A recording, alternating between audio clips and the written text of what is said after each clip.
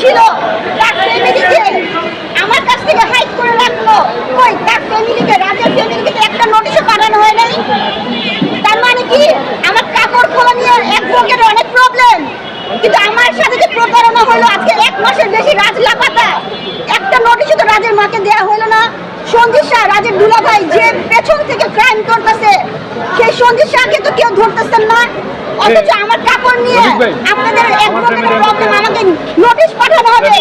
আমি ঠিক আছে মেনে নিলাম, যদি আমার কাপড় নিয়ে সমাজের প্রবলেম হয়, আমার কাপড় নিয়ে যদি অ্যাডভোকেটের প্রবলেম হয়, আমি আজকে নিউজের মাধ্যমে বলবো আজকে থেকে আমি কোনো বাজে কাপড় পরবো না।